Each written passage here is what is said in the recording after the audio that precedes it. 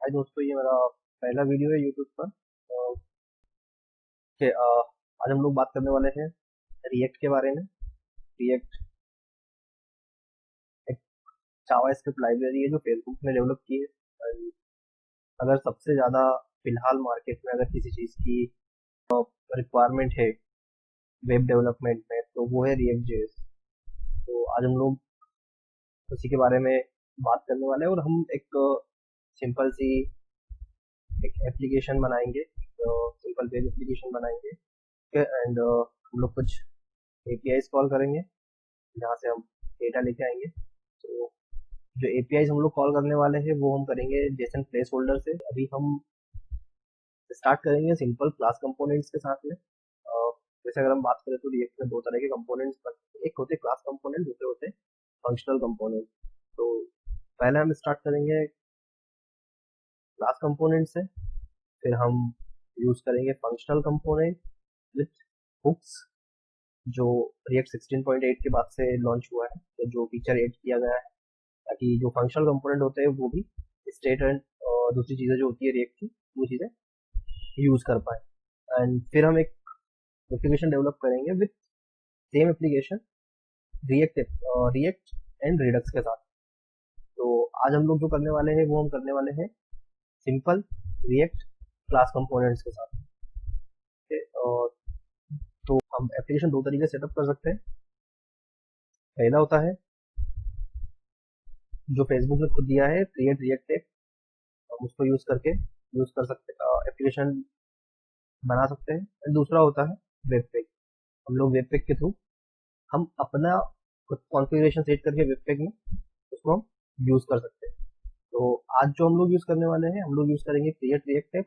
Create react app से हम application setup करेंगे एंड उसके बाद उसको आगे यूज करेंगे। अगर आप लोग चाहते हैं कि सेम एप्लीकेशन में वेब पेज के साथ भी बनाओ तो कमेंट में बता दीजिए। हम ओपन करते हैं यहाँ पे टर्मिनल।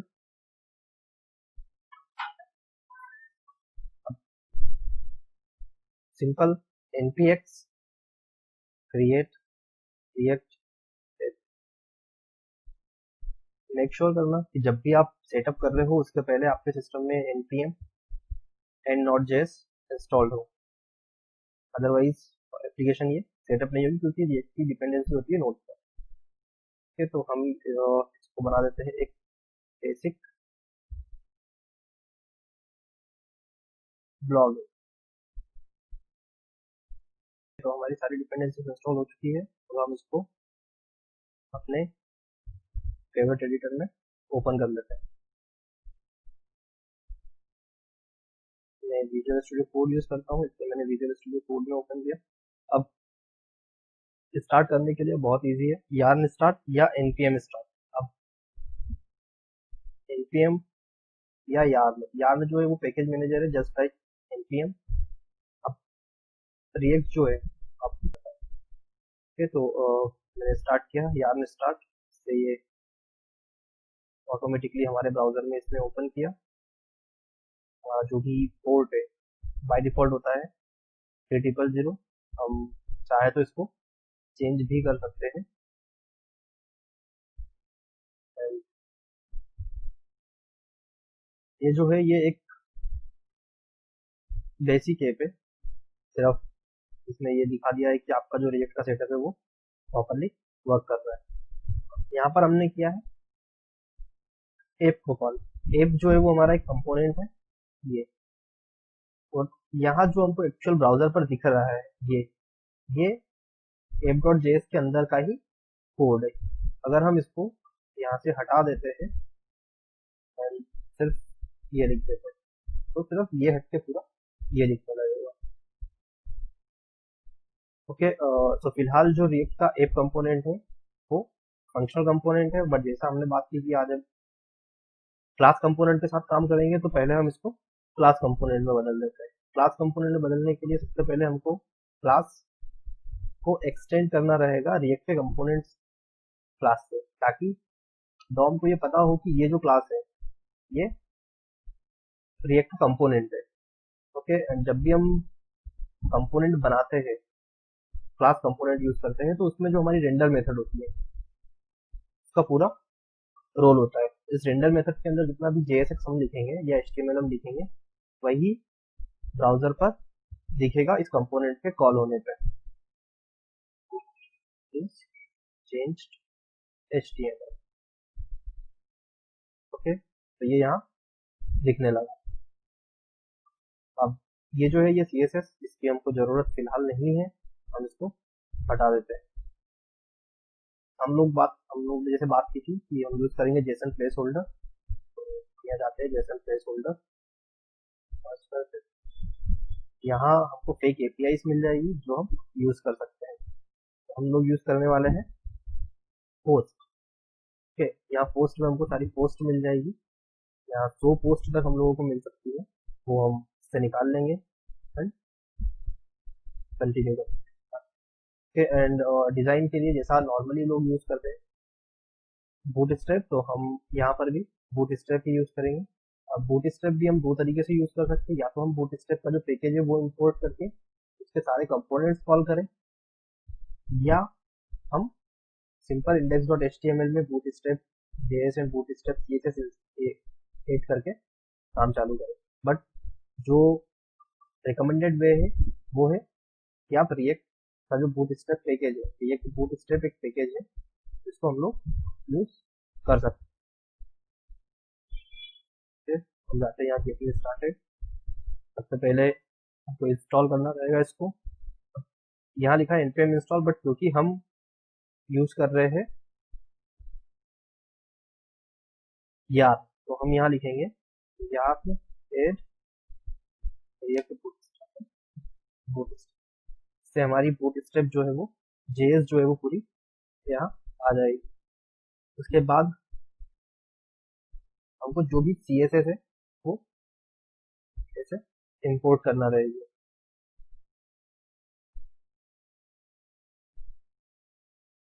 ओके। तो हम क्या करेंगे, हम यहाँ जाते हैं क्योंकि हमारी मेन फाइल है index.js, हम बूट स्ट्रैप की जितनी भी JS है वो चाहते हैं कि वो सारी फाइलों के अंदर एड हो, या जितने भी हमारे कंपोनेंट्स हैं उनमें कॉल हो, तो हम इसको यहाँ लिख देते हैं।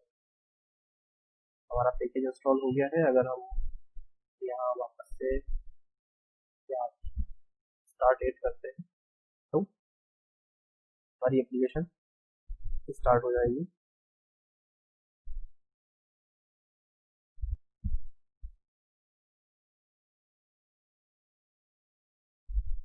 ओके, तो जैसा हम ब्लॉग बनाने वाले हैं तो यहाँ हमको जरूरत पड़ेगी अलग अलग राउट्स की भी।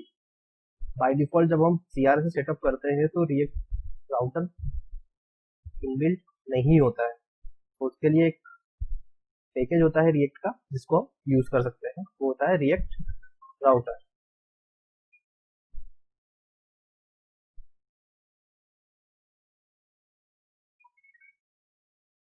हमको यूज करना है वेब के लिए, बहुत ही इजी है। सबसे पहले npm इंस्टॉल रिएक्ट राउटर डोम, हम इंस्टॉल करते हैं इसको। अब क्योंकि हम यार नहीं यूज कर रहे हैं तो हम यार यूज ऐड करेंगे, यार ऐड करेंगे, यार ऐड रिएक्ट राउटर डोम।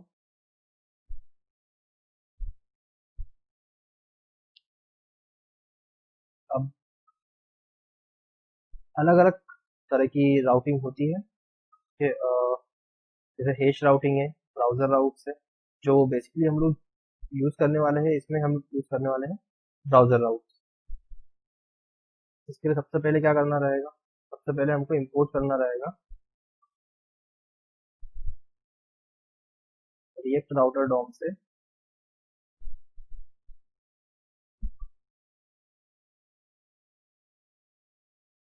Browser router,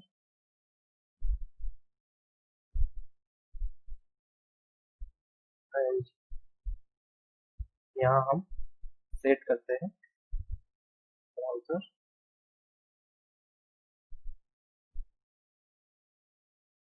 router. फिर हम इंपोर्ट करते हैं इसी से switch and route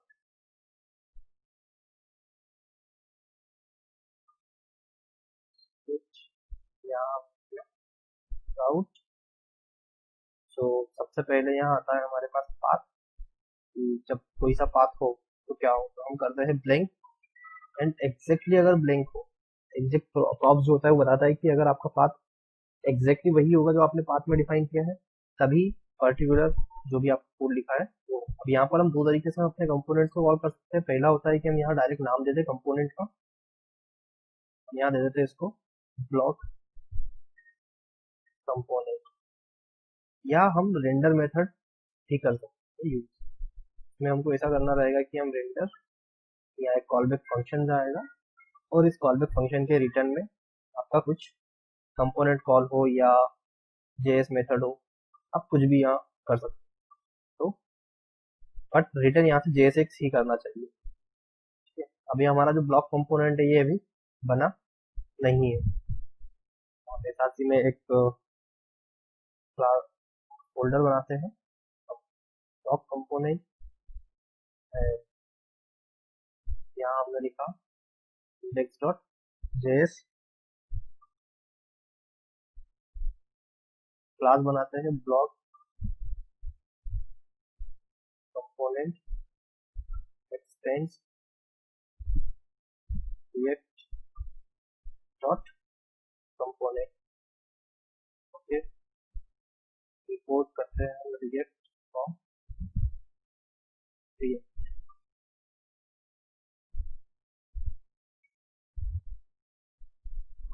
render return. फिलहाल हम यहाँ से कर देते हैं जस्ट ब्लॉक पेज।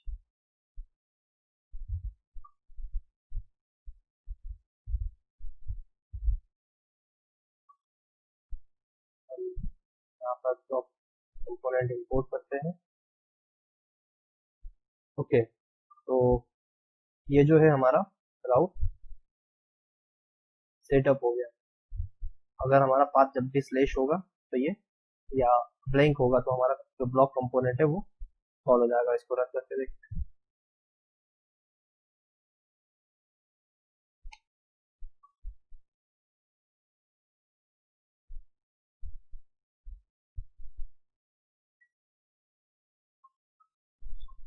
तो अगर अभी आप देखोगे तो यहाँ पर आ गया है दिस इज ब्लॉक पेज, देखते हैं तो ये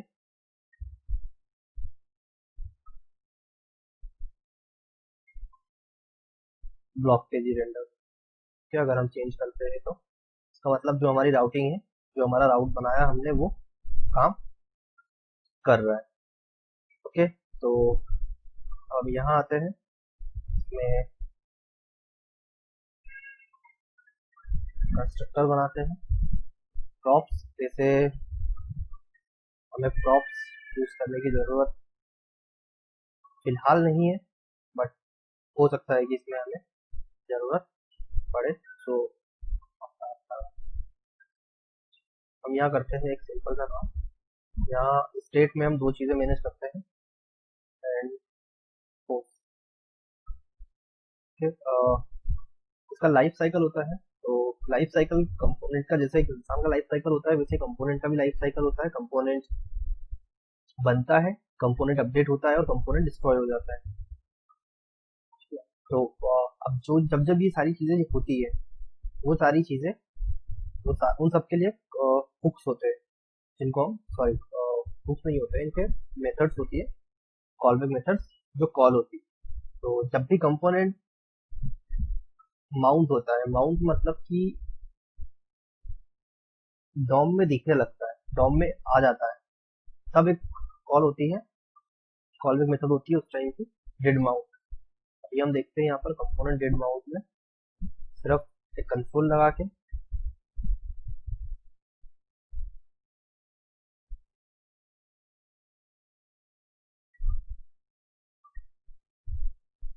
अगर हम देखते हैं तो यहाँ पर आ गया कंपोनेंट माउंटेड। अब हमें क्या करना है, तो हमें इस कंपोनेंट में पोस्ट वाली एपीआई कॉल करते हैं।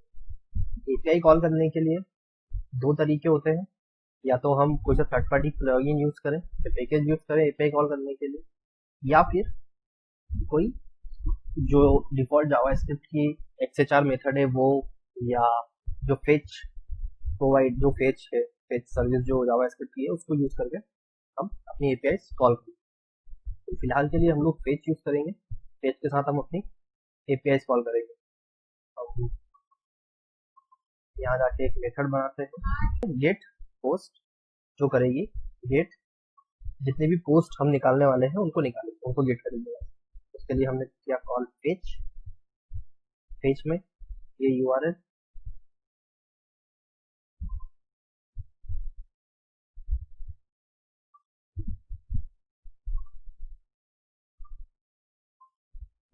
के एंड हम लोग यहाँ असिंक एंड अवेट के साथ में काम करने वाले हैं।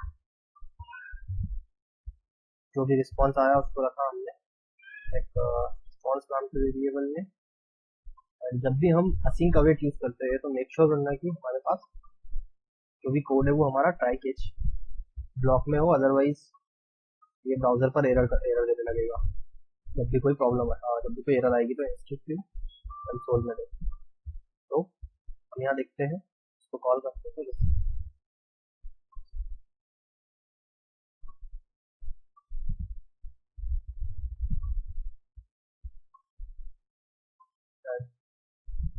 यहाँ हम करते हैं दूसरा ये पोस्ट कर। अब अगर हम यहाँ जाके देखते हैं तो हमारा जो रिस्पॉन्स है वो यहाँ आ चुका है। अब ये जो है रिस्पॉन्स, इसको हमको कन्वर्ट करना है जेसन में। तो हम करते हैं यहाँ पर रिस्पॉन्स डॉट जेसन, बट क्योंकि रिस्पॉन्स डॉट जेसन जो है वो प्रॉमिस रिटर्न करता है, इसलिए हम इसके आगे भी अवेट लगाते हैं। अब हम देखते हैं जो हमारा रिस्पॉन्स आ रहा है। अब हम देखते हैं तो हमारा रिस्पॉन्स जो आ रहा है वो जितने भी 100 पोस्ट थी वो सारी आ गई है। तो अब हमारे पास हमारा ब्लॉग जो था, जो पोस्ट हमको लानी थी, एपीआई जो कॉल करनी थी, वो हमारी एपीआई हो गई है कॉल, और हमको लेके आना हमको अब इसको सेट करवा के दिखाना है। ओके, तो हम एक काम करते हैं, इसके लिए हम लोग यूज कर रहे हैं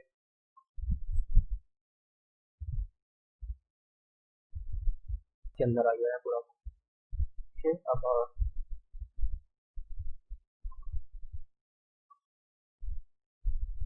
हमें ये करना है कि हमारी जो भी पोस्ट आ रही है उन सबको स्टोर करवाना है किसमें,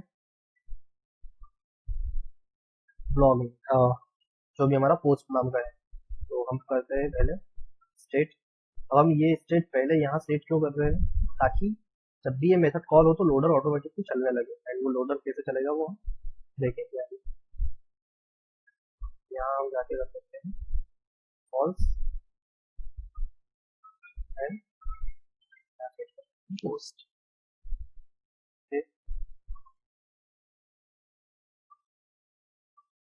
यहाँ पर हम निकालते हैं स्टेट से इस लोडिंग, जो ये इंडिकेटर है ये बताएगा कि अभी जो हमारी एपीआई है वो लोड हो रही है। तो यहाँ हम सिंपल, यहाँ अभी हम ये लगाते हैं इफ इज लोडिंग, यानी अगर लोड हो रहा है तो यहाँ क्या दिखे, तो यहाँ सिंपल एक टेक्स्ट दिखे लोडिंग, एंड अगर हो जाता है तो यहाँ क्या दिखे, लोडिंग। ठीक है, यहाँ दिख रहा है अभी लोडिंग, जब तक लोड हुआ तब दिख रहा है लोडिंग, एंड जैसे ही लोड हो जाता है तो दिख रहा है लोडेड।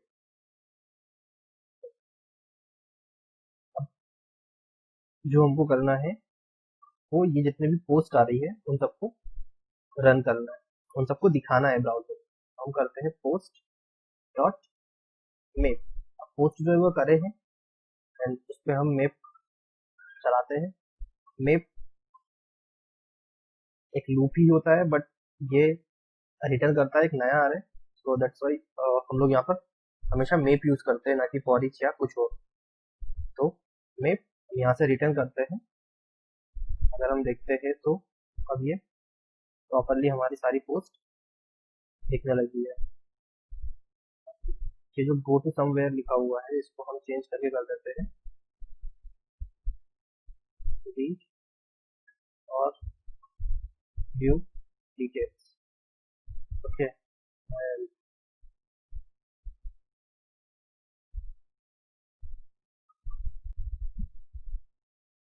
यहाँ से जो अभी हमने लोडिंग लिख रखा है उसकी जगह हम यूज कर लेते हैं स्पिनर।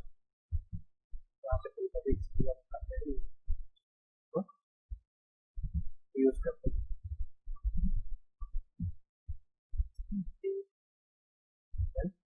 जो हमारा लोडिंग लिखा हुआ है वो एक व्यू में रख के हम क्लास लगाते हैं टेक्स्ट सेंटर, ताकि जो स्पिनर है वो सेंटर में दिखे।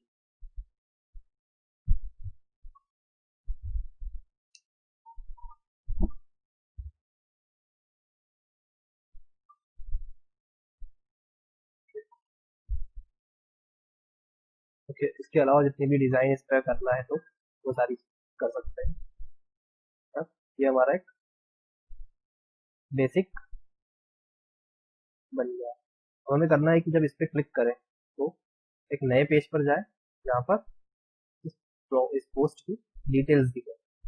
ओके, तो इसके लिए हमें क्या करना पड़ेगा, हम दो चीजें कर सकते हैं। या तो हम डायरेक्ट यहाँ पर एक लिंक टैग कॉल करके उसको नए पेज पे भेज दें, या हम ऑन क्लिक इवेंट लगाएं। ओके, तो हम लोग करते हैं यहाँ पर लिंक कॉल किया लिंक। लिंक इंपोर्ट होगा रिएक्ट राउटर डॉम से। यहाँ पर हमको एक प्रॉप पास करना होता है टू, एंड टू में हम पास करेंगे स्लैश पोस्ट स्लैश जो भी पोस्ट का आईडी। ठीक है, अब जैसे ही हम यहाँ क्लिक करेंगे तो ये नए पेज पे चलेगा, बट क्योंकि हमने इस पेज के लिए कोई भी कंपोनेंट कॉल नहीं किया है, या हमने रिएक्ट को नहीं बताया है कि जब भी ये राउटर कॉल हो तो क्या करना है, तो उसके लिए हम जाके हमारी app.js में यहाँ हम लिखते हैं मेन लाइन। जो हमारा पाथ बन रहा है वो कैसा है, पोस्ट, एंड पोस्ट के बाद कुछ भी हो सकता है। ओके, पोस्ट के बाद एक हो सकता है, दो हो सकता है, तीन हो सकता है, या 100 हो सकता है, कुछ भी हो सकता है। यहाँ पर हमारे पास इसकी कोई फिक्स वैल्यू नहीं है, तो हम क्या करते हैं यहाँ पर कॉलम आईडी, ये एक हमारा कॉलम होता है जिसको या पैरामीटर होता है पास करते हैं डायनेमिक। ठीक है, अब हम यहाँ इसकी जगह कॉल कर लेते हैं ब्लॉक डिटेल्स। ठीक है, बट अभी हमारे पास ब्लॉक डिटेल्स नाम कंपोनेंट नाम की कोई कंपोनेंट नहीं है। ठीक है, तो पहले हमको ये कंपोनेंट बनाना पड़ेगा।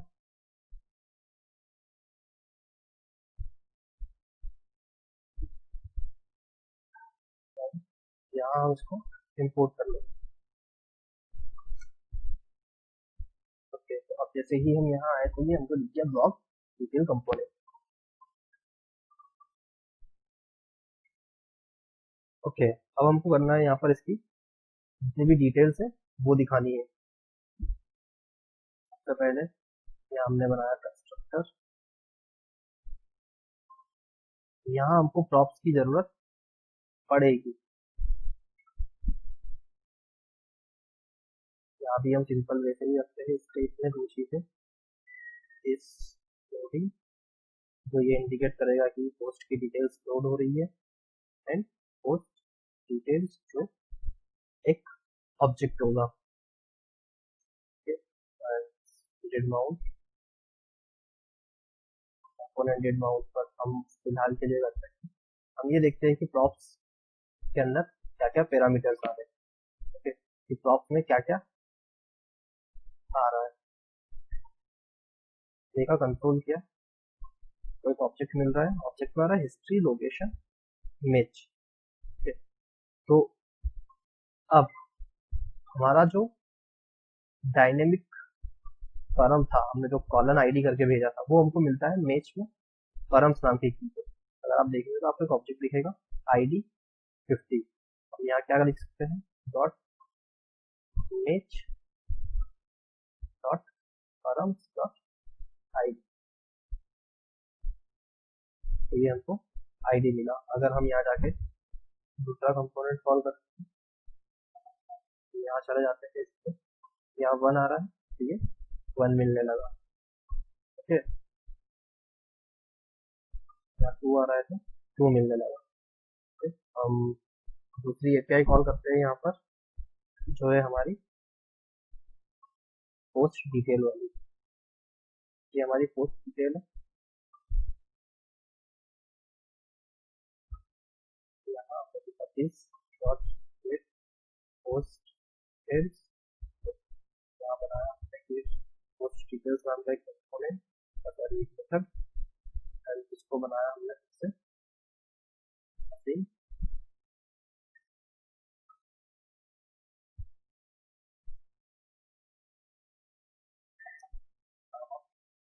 से इस loading and post details. Simple जैसा लोडर हमने अपने कंपोनेंट में लगाया था ब्लॉक वाले में, वैसे ही हम लोडर यहाँ भी लगा देंगे।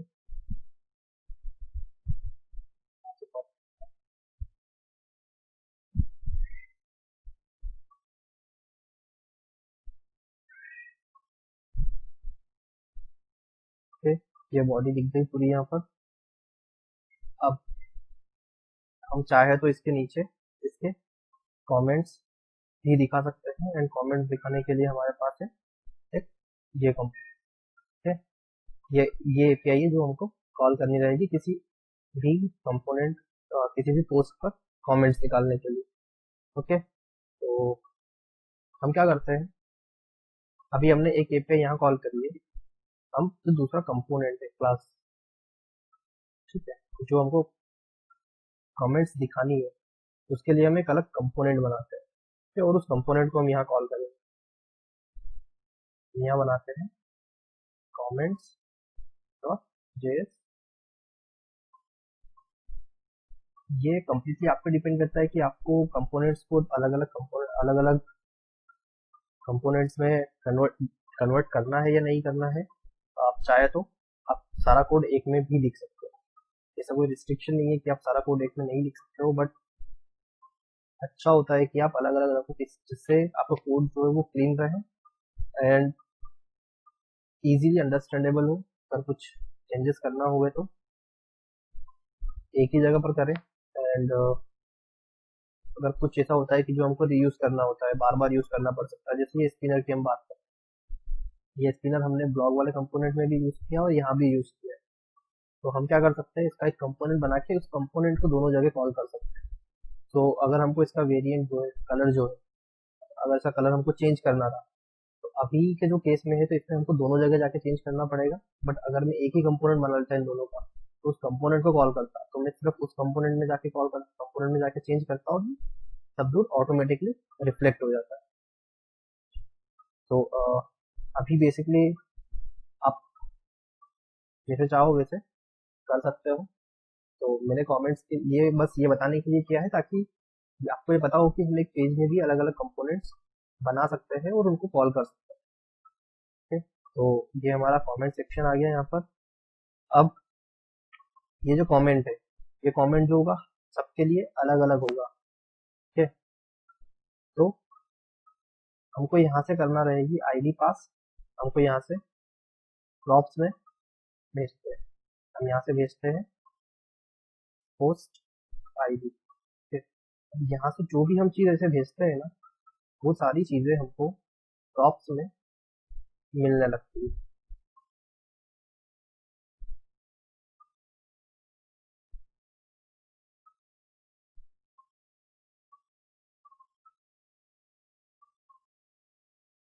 हम यहाँ जाते हैं टिकट अमाउंट,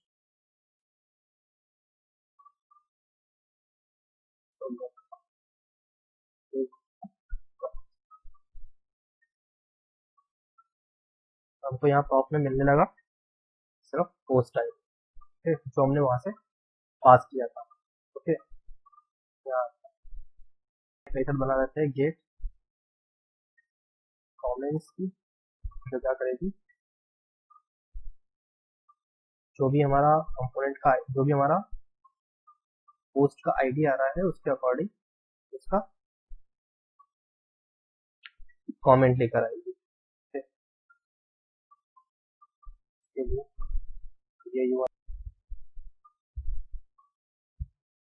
उसको जैसे चाहो वैसे डिजाइन कर लो।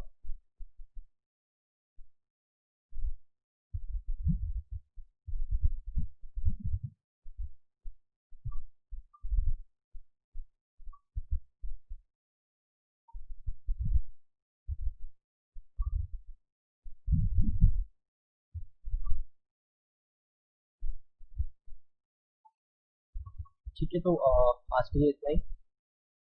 हमें सेम एप्लीकेशन, ये सेम चीज़ें हमने आज की है वो सारी हम फंक्शनल कंपोनेंट के साथ में रिडक्स रिएक्ट ग्रुप्स के साथ में करेंगे। अभी जो हमने किए थे वो सारे क्लास कंपोनेंट्स थे। सो आई होप कि आप लोगों को समझ में आया होगा और अच्छा लगा हो तो बताइए।